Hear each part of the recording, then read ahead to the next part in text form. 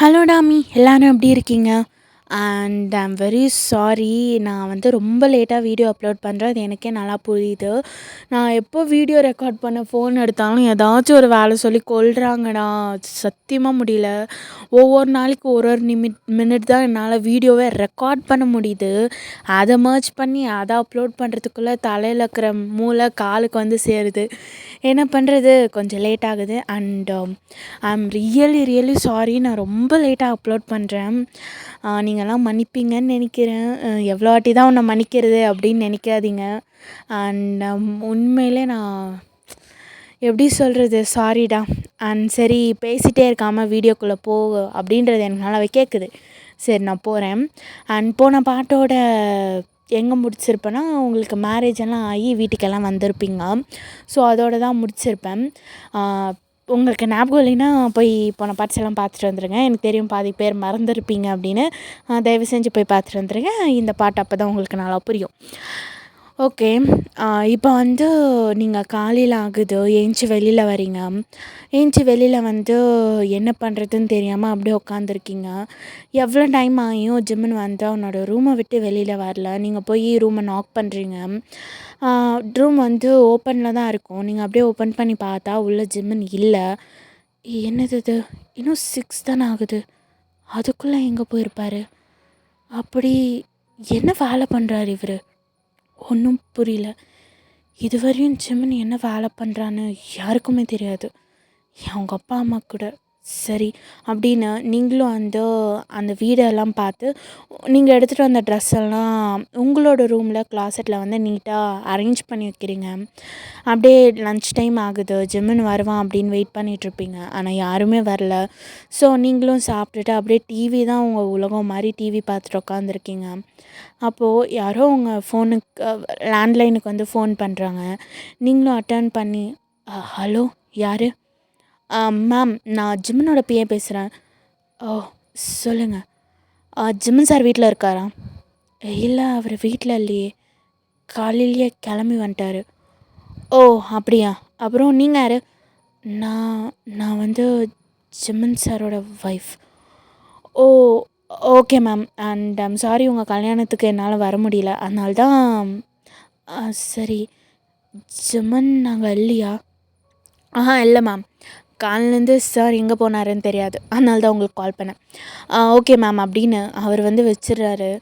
நீங்கள் ஆஃபீஸ்க்கும் போகலின்னா எங்கே போயிருப்பார்? எங்கே போயிருக்கேன்னு ஒரு வார்த்தை சொல்லிட்டு போகலாம்ல.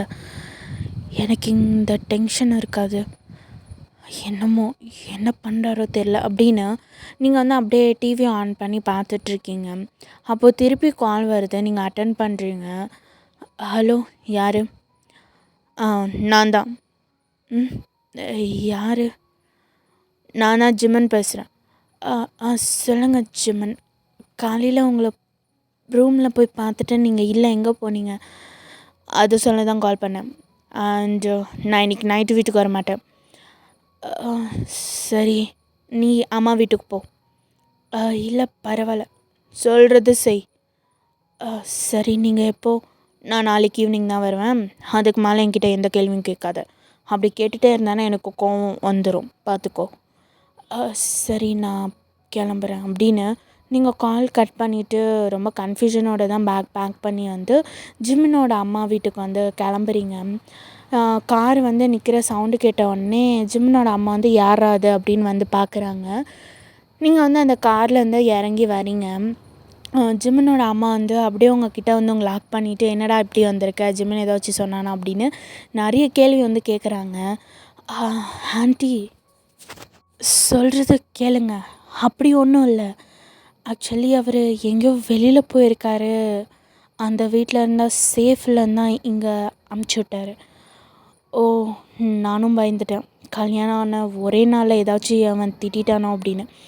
சரி, உள்ளவா. அவன் எங்கே போனான்னு சொன்னானா? இல்லை, ஆக்சுவலி காலையில் அவர் இல்லை. கால் பண்ணி நான் வரத்துக்கு நாளைக்கு ஈவினிங் தான் ஆகும் அப்படின்னு சொன்னார். சரி, உள்ளவா. அவன் எப்படியுமே அப்படி தான். ஃபேமிலினா கொஞ்சம் கூட மரியாதையே இல்லை. நீ உள்ளோடா அப்படின்னு உங்களை உள்ளே கூப்பிட்டு போகிறாங்க. நீங்களும் போகிறீங்க. அங்கே ஜிம்மனோட அப்பா உட்காந்துருக்காங்க.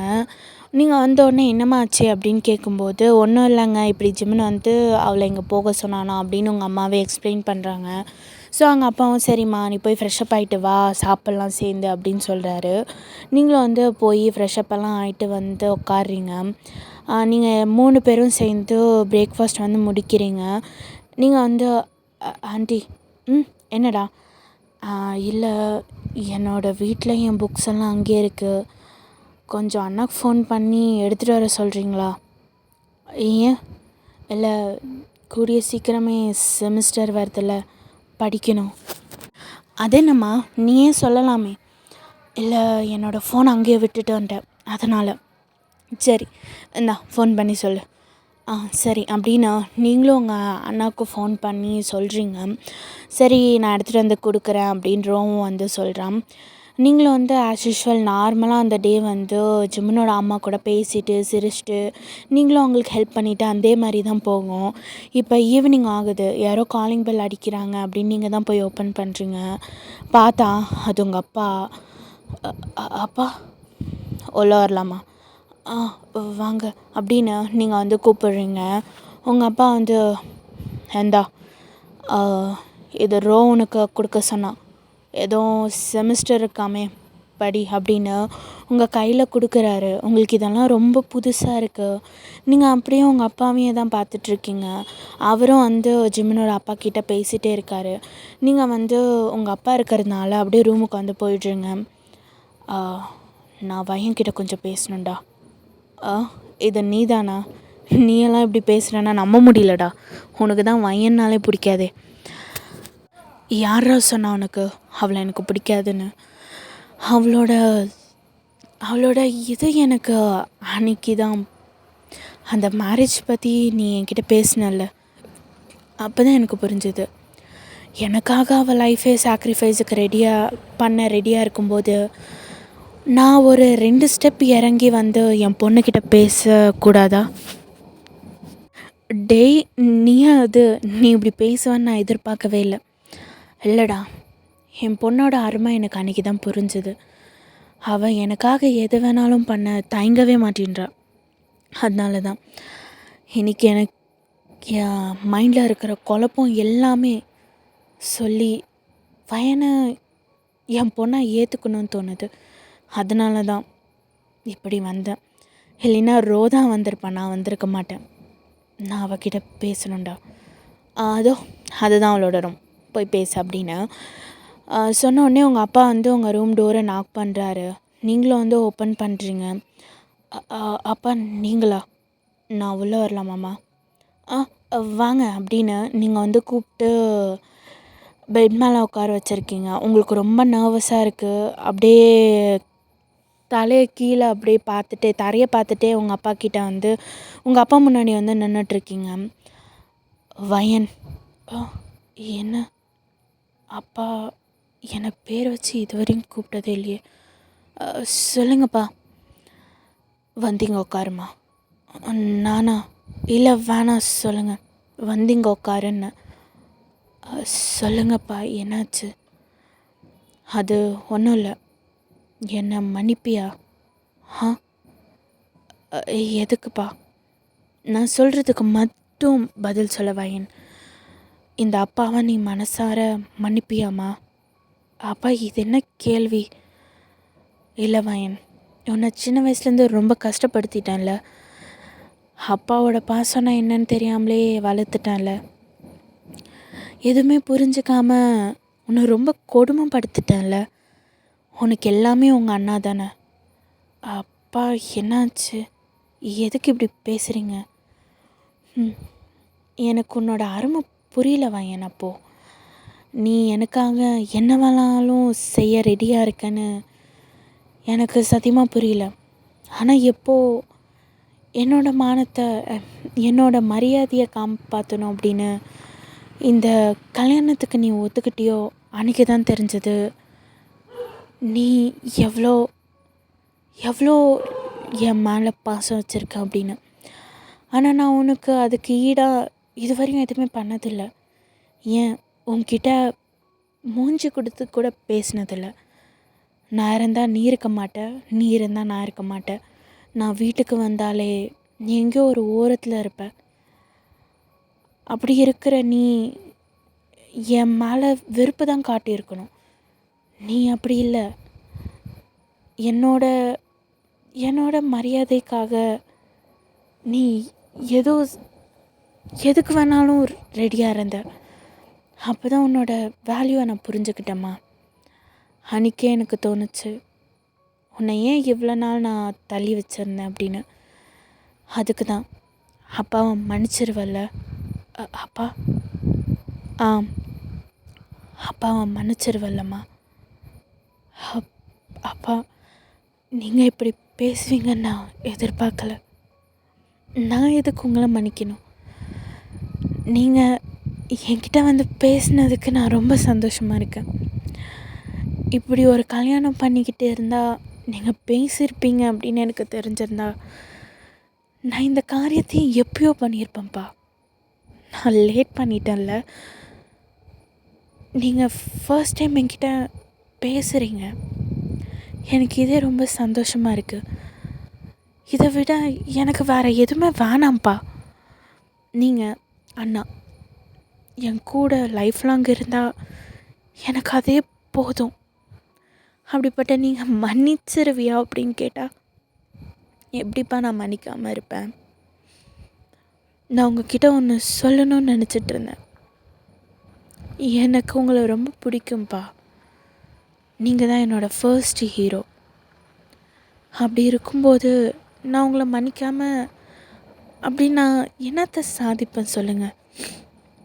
நீங்கள் எவ்வளோ கஷ்டப்படுத்தினாலும், என்கிட்ட மூஞ்சி கொடுத்து பேசலினாலும், நீங்கள் என் அப்பா தான். நான் உங்கள் பொண்ணு தான். இதில் வேறு எந்த மாற்றமும் இல்லை.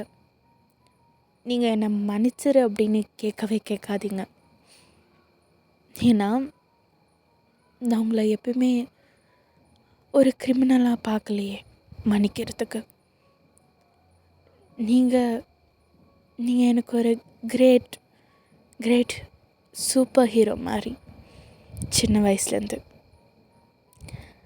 நான் போய் உங்களை மன்னிக்காமல் இருப்பேனா?